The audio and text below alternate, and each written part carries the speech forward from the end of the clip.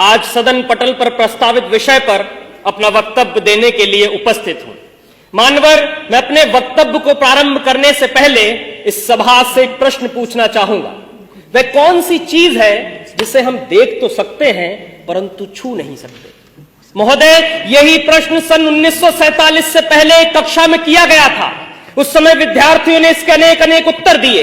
किसी ने कहा कि हम आकाश को देख तो सकते हैं परंतु छू नहीं सकते।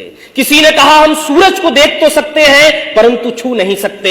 लेकिन उसी कक्षा के बाहर खड़े होकर पढ़ने वाला एक छात्र डबडबाई आंखों को लेकर खड़ा हुआ और पानी के भरे हुए घड़े की तरफ देखकर बोला, मैं प्यास से तड़प के मर भी रहा हूं, फिर भी मैं इस पानी के घड़े को देख सकता हूं, छू नहीं सकता, क्योंकि मैं एक अछूत जाति का हूं और वो अछूत जाति का विद्यार्थी कोई और नहीं बल्कि हमारे भारत के संविधान के निर्माता डॉक्टर बाबा साहेब भीमराव अंबेडकर जी थे। आज 75 वर्षों के बाद कक्षा भी वही है, सवाल भी वही है, पानी का घड़ा भी वही है, परंतु अगर कुछ बदला है तो वो ये कि किसी भी जाति का छात्र हो वो सबके साथ में बैठकर पढ़ भी सकता है, खेल भी सकता है, पानी भी पी सकता है और इतना ही नहीं, इस देश के सर्वोच्च पद पर बैठकर एक आदिवासी महिला राष्ट्रपति के रूप में प्रगति का मार्ग प्रशस्त कर सकता है। ये ताकत दी है हमको हमारे संविधान ने।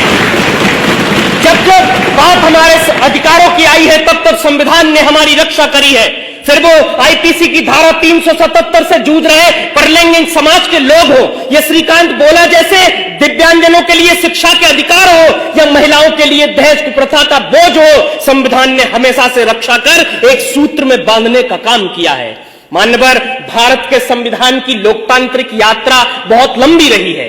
जब भारत आजाद हुआ तो उसके साथ कई और सहोदर राष्ट्र आजाद हुए, परंतु आज हम वहां देखेंगे तो पता चलेगा कि वहां पर कहीं अराजकता है, कट्टरता है, सांप्रदायिकता है, भुखमरी है, गरीबी है, परंतु भारत एकमात्र ऐसा देश है जो आज उन्नति के शिखर पर बैठा है, क्योंकि उन्होंने धर्म को संविधान माना, हमने संविधान को ही पहला धर्म माना।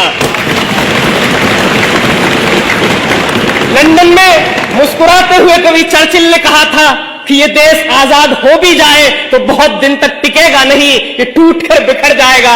अब मुझे लगता है नर्क में चर्चिल की आत्मा देख रही होगी तो सोच रही होगी क्या से क्या हो गए देखते देखते, क्योंकि आज का ये वही भारत है जो पूरी दुनिया में स्टार्टअप के क्षेत्र में तीसरे स्थान पर है। ये वही भारत है जो ओलंपिक के अंदर टोक्यो की धरती पर झंडा तिरंगा लहरा देता है।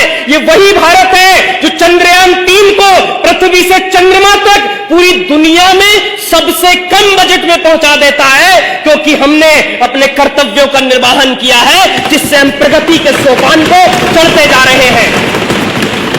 और अगर इसी तरह से इस देश का प्रत्येक नागरिक अपने कर्तव्यों का निर्वहन करता रहा तो यकीन मानिए 2047 तक विकसित भारत का लक्ष्य एक सूक्ष्म मात्र होगा।